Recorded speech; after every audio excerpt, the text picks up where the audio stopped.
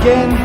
Thank you for hanging out, stopping by, saying hello to me, little old Green Bean. That's me. How you doing, everybody? I'm Green Bean, and this is episode 163 of Green Bean's Jets Pod. What a crazy thing.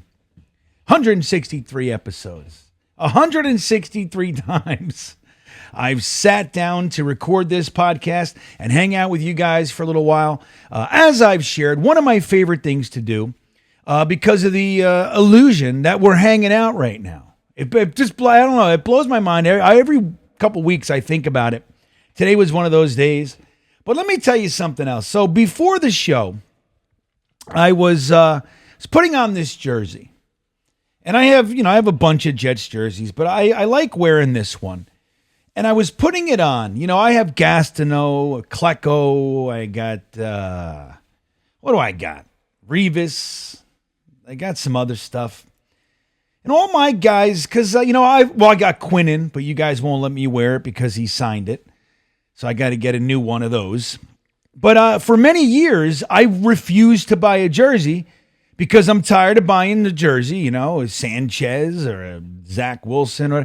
And they are only here for a couple years and they're gone. They don't get a second contract with the Jets. And I said, I will not buy a jersey until someone gets a second contract with the Jets. Damn it, because I'm sick of it. How many jerseys do you have, right? Muhammad Wilkerson, even though he did get a second contract, but flamed out right after that one. But you get a Sheldon Richardson, whoever, man. You just get these guys and they're gone in 3 years and you're stuck with this jersey. And I'm not one. I don't judge anybody. When you go to the stadium or wherever and you see a fan wearing a Jets jersey from a player that was here for 2 years and he hasn't been here for 10. And, it's just the jersey you got. Right? I get it. I don't judge. I swear to God, I don't think negatively on anybody for doing that. But I can't do it. I just can't. I can't. I feel like everybody's judging me. I don't know what that is. I got a weird self-evaluation mechanism cooking in this brain of mine. So I just can't do it. So I like to wear classic players, guys that aren't going to leave me. Gastineau's not leaving me. He's mine. He's right there. He's mine. He goes nowhere. He's ours, right? He's our guy.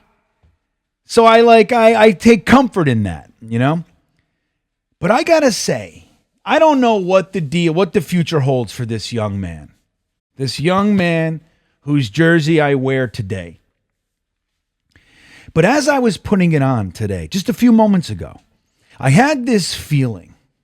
And this must be the excitement that all the guys that buy the rookie, we get a first-round draft pick and you buy the jersey, right? I can't do it. But this must be what you guys feel. And maybe I got to shift my thinking a little bit because maybe it's worth those couple years of excitement to get the new jersey of the new guy. But I was putting this on and I felt, because I'll take you through the whole thing. So I took it out, and I put it so the back is up top, right? And I saw Gardner, number 1. And I thought to myself, holy macaroni. Not only is he the number 1, but I am in the camp that believes he is the number 1 cornerback in the NFL. So, not only do we have a player who's arguably, but in my opinion, the best cornerback in the NFL. It's a guy who's best at the position. It happens to be a premium position. He's going into his 3rd season, 2-time All-Pro already. Most of the guys I've rooted for didn't even do that in their whole careers, man. And we know All-Pro, Pro Bowl voting, it can be skewed and whatever, but it's still cool. I saw Gardner, number 1, and I got this feeling, holy cow, I'm putting on the jersey. I have a player to root for who's the number 1 player at a premium position in the entire NFL. And I'm putting it on while he plays for us, which is new. So I'm excited. I got excited wearing my Sauce Gardner jersey, man. I think it's a cool thing. And again, I think maybe I'm tapping into what you guys, a lot of you guys who buy the jerseys right away, which I've been reluctant to do, maybe this is the buzz that you're shooting for, that you're seeking. And I gotta say, nifty buzz, man. I've been deprived, man. So I think that's real cool. But guys, thanks for coming and hanging out. I would like to remind you to like and subscribe if you don't mind. That's an interesting thing to do. You know, you smash the like button, as we call it here on GreenBean's channel and the Talkin' Jets network. We call it the old milk dog. Give us those milk thumbs. Smash the like button and subscribe to the channel. It's how we grow here on YouTube, and it is greatly appreciated.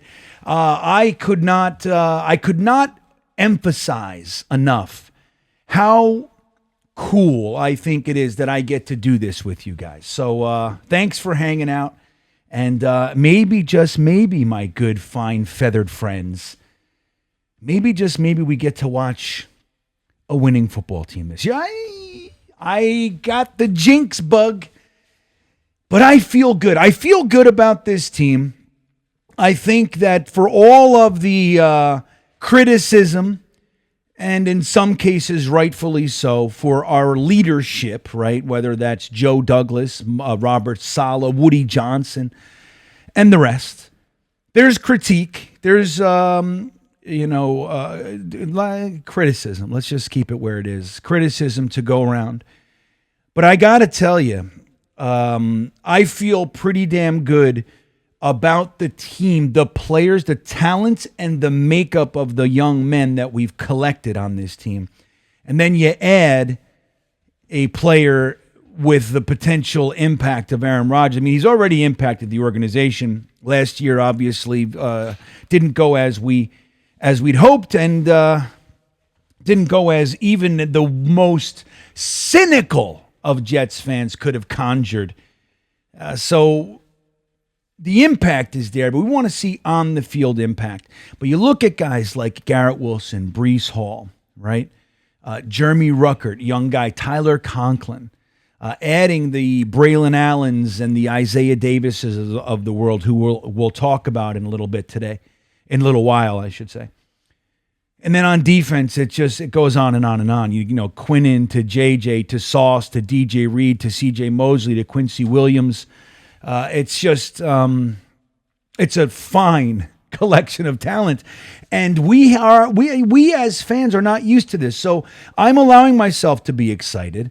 And as we go through this training camp season, going into the preseason season, which starts this weekend, everybody, I'll remind you, Jeremy, who, if you don't know, he put it out there on social media, so I'm okay to tell you.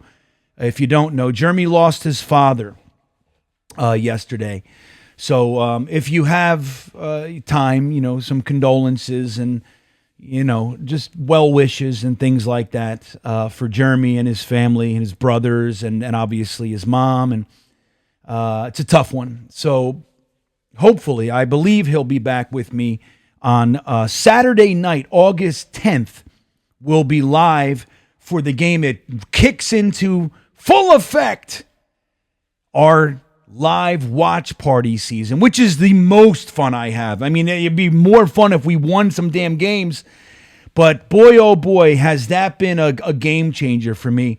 Having the ability to watch the game with people all over the world in the same place at the same time has changed my view of watching Jets games, getting everybody riled up. It's a good time. So the 10th, this Saturday night coming up, we're going to watch the game. I hope you'll hang out with us. It's a blast. If you haven't yet, I think you'll have a good time with us. I mean, we get saucy. It gets negative at times.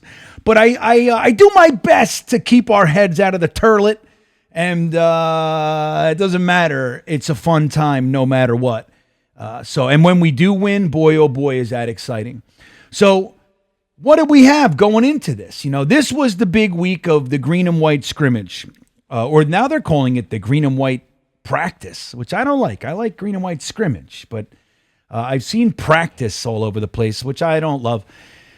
But be that as it may, it's a fun thing to go to. I've been to a couple in the past. It's been quite some time. As you guys know, I don't live up there. I was eyeballing this one to head up, and I've been offered tickets by so many just amazing people, whether it's Ryan or, beanbaggers or others, just like, hey, Bean, I got an extra ticket or two if you need it. I'm grateful, but I can't put it together this year to get up for a practice. I made it to 3 last year, 1 the year before. Was it 2 last year? 2 or 3 last year, 1 the year before. So I love it. I love getting up there, but I'm not able to do it this year. But there was one picture I saw. Alan Dodes, one of our beanbagger extraordinaires. Alan's the shit, dude. And Alan, just so you know, I've said this a couple times, but I'll say it one more time. Alan was the Malachi Corley guy early in the process. Early. And he stuck with Malachi Corley the whole time. When we drafted Malachi Corley, I'm going to tell you honestly, the first person I thought of was Alan Dodes. So Alan Dodes made it to, and Alan's in, where are you, Alan? Delaware, Maryland, Virginia, something like that. He made it up for the practice, but there was a picture I saw. It was like Alan, Jake Asman, Nick Shine, our good buddy from Proud New York Jets fan, some other Asmaniacs, and was Ryan in that one? I know Ryan was there. He might not have been in the picture, but what a collection. Richie, I think, from Jets Media. You guys all know Richie. So it's like that kind of, I miss being able to commune with everybody in that way. So they had a good time. And the scrimmage itself, here's the interesting thing that we're hearing, right? So technically speaking, the offense won. Well, it's hard for the defense to win with never having the ball. But I think the overarching thought is that the defense had a better day than the offense, which is okay, guys, which is okay. You expect, especially when a defense has been together for now going on, 4 years with Robert Saleh, but really 3 years, that this collection of individuals, whether it's Quinnen, who's been here for a minute, but Quincy, DJ Reed, Sauce Gardner, and the rest. They've been together, JJ, for 3 years. This is going into year 3, so they're primed, man. They're ready to hit their prime, actually, as a defense. It's one of the most important things that we overlook a lot of the time is continuity, and I think we have that. So the offense, first time really with this offensive line. Who's coming back? Tippmann and ABT, right? That's about it. So we got that. You got 2 new running backs. You got new tight ends. You got new receivers. Even Alan Lazard, who is having a resurgence, which I told you, not that I'm a sage, but I told you, there's lots of reason to believe that there will be a resurgence. And resurgence, it's not he's going to go back to his all-pro status or anything. But just a contributor with Aaron Rodgers. So he's looking good. So it's kind of like getting a new receiver back, right? A new receiver. Can't wait to see Mike Williams. But so the offense, a lot of new pieces, a lot of new stuff. So we'll see if they catch up. But they did look good at moments. The Aaron Rodgers, Garrett Wilson thing is looking fantastic. There's a concern, right? We saw Tippmann, couple high snaps. One in particular was about a 20-something yard loss. So that's not good. Went way over Aaron Rodgers' head. And you think, why, dude? What are you doing? Settle down. But who knows? So this brings up there's a conversation going on in Jets fan land anyway, about Connor McGovern. And even if you're bringing him in for insurance, that would be the thing. I think it's smart to do. And he was $1.6 million last year, something similar this year, even if it's 2. You have it. I say do it. Get Connor McGovern in here and just kind of insurance policy this whole situation. But I'm not. I can't say I'm not I'm concerned to the appropriate degree. That's what I think with Tippmann. I love Tippmann. I think he's going to be great. And you saw the Aaron Rodgers hug with Tippmann. It was Aaron Rodgers wrapped his legs around him. Some people on Twitter told me it was weird. I said it was beautiful. They said it's the leg that makes it weird and beautiful. Beautifully weird? I don't know. But Aaron Rodgers did a good job. Like a good example is Mekhi Becton last year, getting with these guys and slowing them down, saying, hey, man, you got the talent. You got it all. Don't worry about it. We'll get it. I think that's going to bode well for him. I hope that he calms down because it's vitally important, everybody. But I think he's got the chops. But having Connor McGovern there and then Tippmann kind of, whatever happens, he can play guard and center, of course. So, hey, I think having that insurance would be a good thing. How about Isaiah Davis, everybody? Now, bittersweet. Broke off a beautiful run, showed great vision. Now, they're tackling to a degree, but they're not playing like a real game, so who knows? But he was able to find the hole and show some vision and get through there. Isaiah Davis, I think, is a better back than a lot of, maybe, Jets fans that didn't watch film on him and really study him like some of us did. I think he's a better back than you realize. And to be RB3, I think he's fantastic. Quite frankly, he's better than some of the backs that we had starting just a few years ago. But then he had that fumble. You hate to see it, but this is when you want to see it. You know what I mean? It's like, this is our now. So it's like, we can only take what we have now. So it's a struggle. But I think he's going to be fine. I think that the stable of running backs is going to be exceptional this year. Health is the big thing. So the defense, by and large, I think had the better day. But there were moments, lots of moments actually. Aaron Rodgers to Garrett Wilson. Aaron Rodgers being able to find the open guy, no look passes, things like that. Aaron Rodgers is a man on a mission, and I have no real fear about him, declining to a degree, to the degree that a lot of these pundits are kind of pointing to. I just don't see it. I think Aaron Rodgers is going to want to prove the world wrong, and I'm psyched. I'm psyched about Aaron Rodgers, man. He's the best quarterback we've had in a very, very long time, and even with the age, I don't think... Here's what I'm predicting for Aaron Rodgers, everybody. 10,000 yards and 200 touchdowns. Is that a lot? I don't think it's unrealistic. 10,000 yards broken down to 17 games is, what, 1,000? It's 800 yards a game? Yeah, I hear you.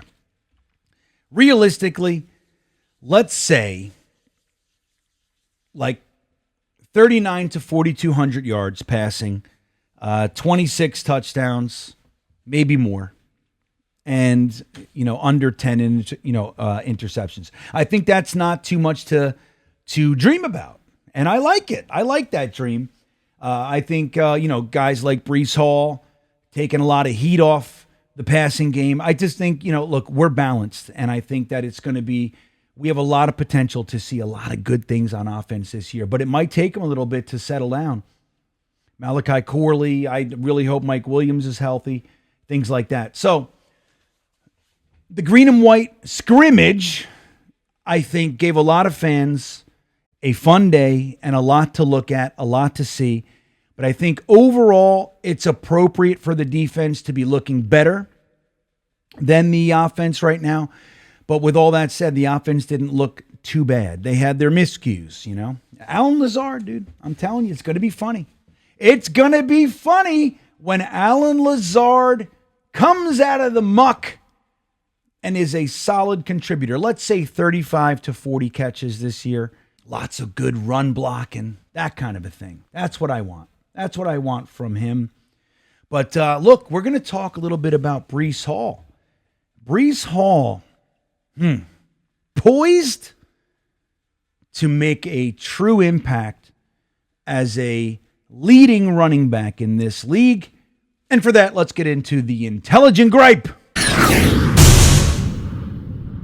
All right, so did you see Aaron Rodgers spoke about Breece Hall being the primary read on red zone plays? Not all of them, of course, but some, which is interesting because, number one, he should be, of course. I don't think any Jets fan's going to argue that point, that if you're in the red zone, getting the ball into Breece Hall's hands, even in the passing game, is going to be a positive, right? Doesn't take a mathematician to figure that out, or an engineer, or whatever you might be. Doesn't take anybody that smart to figure that out. But the interesting thing for me is that it took our offensive coordinator half of the 23 season to figure out that Breece Hall was going to be a weapon in the passing game. And he ended up having 76 receptions for 591. So that's 600 yards where I come from. He had 4 touchdowns total. But 76 receptions would almost give you the impression that we knew all year. He really didn't. He said as much. So going from a situation where the offensive coordinator didn't really know what he had in Breece Hall, which blows my mind still, to being the primary read in red zone plays. Now, what does that tell you? Number one, Hackett had a shift. Hackett knows, or maybe Aaron Rodgers, just as our real offensive coordinator, said, dude, what are you doing? Look at this guy. He's amazing, right? So there's that. But Hackett had a shift. He saw what Breece Hall can do last year, and we're going to see a lot more of that this year. I think that's going to net Breece Hall larger impact. I think, look, we saw a lot of, when Breece Hall was running down the field, laying people out, many of those were on passing plays, receiving, whether it's a screen or what have you. Breece Hall gets the ball in his hand and starts trucking down the field. Some DB gets in his way and thump, and that's what we're going to see. But I think we're going to see Breece Hall get into the end zone a little bit more this year, and that excites the living hell out of me. The truth is while I love Garrett Wilson, I love Breece Hall, I don't really so much care. I'd love to see them both reach those, those statistical measurements that we all kind of focus on, 1,000 yards receiving, 1,000 yards rushing, things like that. I'd love to see them hit those marks. But the truth is, I just want whoever's able to get us in the end zone, if they're, doubling Garrett and whatever, and it's Breece, great. If they're taking Breece out of the game and you can feed Garrett all day, great. I just want to see points. And I think this whole idea that we're realizing what Breece Hall really is exciting to me. Again, I won't belabor the point, but the idea that we didn't know is one thing, but we know now. And that's the cool thing about it. And I couldn't be more excited. I think Breece Hall will have somewhere around 12 to 1,400 yards rushing this year. Now that he won't have 7 to 9 in the box. But I also think he's going to have similar kind of 500 plus receiving on top of that. And look, I wouldn't be blown away if Breece Hall has 2,000 all-purpose yards this year. I would not be surprised in the slightest. So that makes me really, really happy. I think this is a good change for us. This is a good turn of events to hear Aaron Rodgers talking like that. Breece Hall is the primary read on red zone plays. I think that's amazing. That's an amazing thing. Breece Hall is a dual threat back, and we need to act accordingly. We need to respect everything that he can give us. And, not to say run him into the ground, which is why I liked Braylon Allen and Isaiah Davis being drafted. You can take as much heat off of Breece Hall as you need to, particularly on the short yardage stuff. But man, oh man, get the ball in Breece Hall's hands and let him go to work, because he's going to make the entire NFL pay. Put everybody on notice, as we say. But I couldn't be more excited. So Aaron Rodgers, Breece Hall, Garrett Wilson, add to that Malachi Corley, a resurging Lazard, Mike Williams coming back, Conklin, Ruckert. Don't forget my boy Yeboah in the mix, right? Yeah, you know. It's going to be a fun year. With that all said, guys, that's going to be our show for today. I'm excited. I really am. This is going to be a fun season. I know you're excited too. I can see it all over us, and we're still being attacked. The Jets are still being attacked. But with that all said, I want to say, don't forget about the final remaining tickets of the Talkin' Jets meetup, I guess, for the Denver game, September 29th. Meeting with Tailgate Joe's Tailgate. Going into this to watch the game, of course, and we have on-field access. It is going to be a blast. Go to talkinjets.com for your tickets. Only a handful left. So I hope if you want to go, I hope you're able to go. That's the way to do it. And we look forward to hanging out with all of you. I will see you next time, everybody. And with that all said, go Jets.